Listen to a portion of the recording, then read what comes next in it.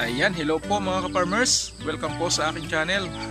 Kumusta po kayo? Saan man dako kayo naroon ngayon? Ingat po tayong lagi.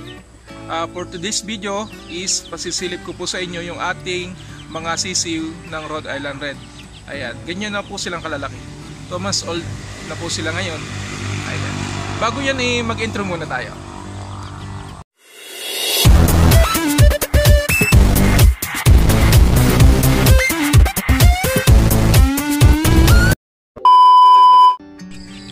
At ito na po mga ka-farmers yung ating mga sisiw ng Rhode Island Red.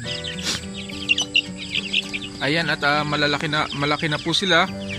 Nasa 2 months old na po sila ngayon.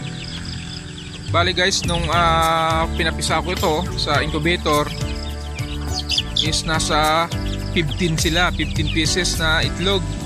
Ito lang po yung nabuhay, 5. Kasi yung dalawa namatay, sisiw pa lang namatay na sila. Kaya ito naman ang nabuhay, 5 piraso lang sila nabuhay. At ayan, at malulusog naman po. Ang vaccine po na ginamit ko dito ay B1 pa lang po. Ayan, malulusog sila guys.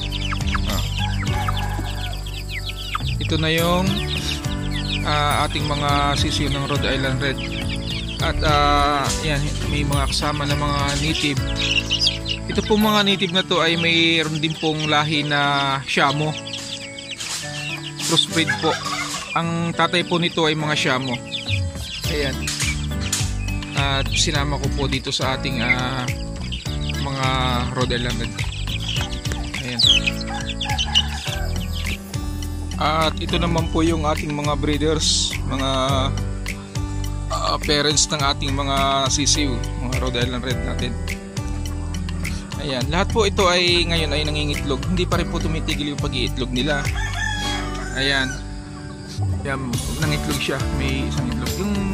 Ang mga itlog po nila ay kinukuha ko po dito at iniipon dahil pinalilimliman ko po doon sa ating native na naglilimlim. Ayan, subukan ko po na palimliman doon sa ating native kung mapipisa siya. Kasi sa incubator doon ako una nagpalimlim. Okay naman na may napisa pero hindi po 100%. Mga siguro po 60% lang po ang napisa sa ating mga itlog ng Rhode Island na ito. Pero ngayon sinubukan ko po na isama at palimliman sa ating native. Ayan po at pakikita ko po sa inyo. Ayan po yung ating native na naglilimlim. Pero dito ko po nilagay lahat yung itlog ng mga Rhode Island natin. Ayan. Siguro nasa 20 pieces po lahat itong itlog ng ating Rhode Island na inilagay dito sa inahin na to ng native. Tapos yung itlog ng native na to ay inilagay ko rin sa isang pugad. Pinagsama-sama ko dito sa isang nag-iitlog din yan. Andito po yung itlog ng naglilimlim na to. Sinama ko para yung isa na lang din na maglimlim dito sa native na itlog na to. Ayan. Susubukan ko kung mapipisa ba. Siguro ang iba hindi mapipisa kasi yung mga hindi fertile na itlog siguro hindi mapipisa yun.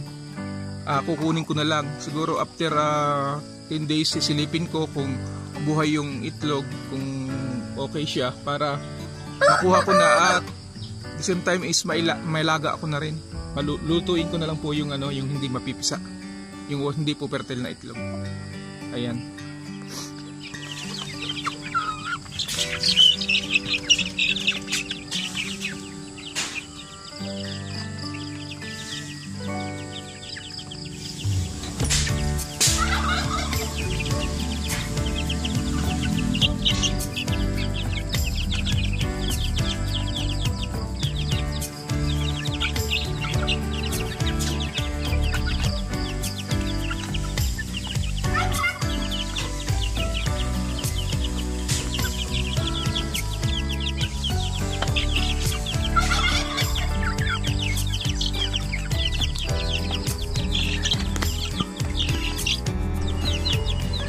Ayan, at Ito pong ating sisiw ng Rhode Island na to ay pinagagala po natin mga ka-farmers.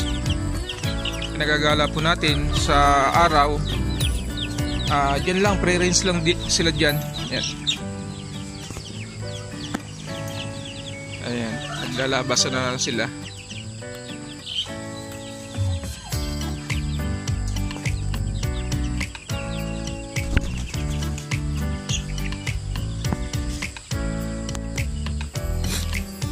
Ayan, at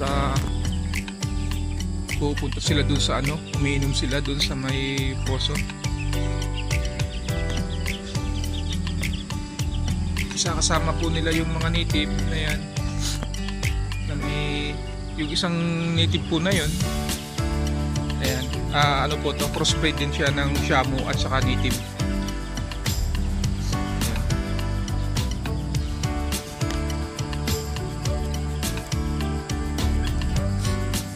Ang na-apply ko lang ditong vaccines mga ka-farmers is B1B1 lang.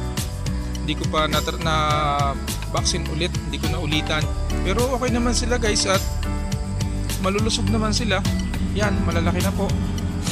2 months na sila ngayon at hopefully dire-diretso na yung nila, hindi na sila magkasakit. Ayan. Ganito lang ginagawa ko everyday routine nila na pagkatapos kung pinagagala ko na sila, pagkatapos kung matokay sa umaga, pinagagala ko na para makatukarin sila ng mga damo-damo sa paligid. Ayan, thank you po sa inyong panonood. Sa hindi pa po nakapag-subscribe at napadaan sa aking video, please subscribe po my YouTube channel. Shoutout po sa lahat ng ating mga viewers, sa lahat po ng mga silent viewers dyan. Shoutout po sa inyo, kumusta po, at ingat po tayo lagi. Yun lang guys, at maraming salamat po sa inyong panonood at suporta sa aking channel. Bye bye and God bless.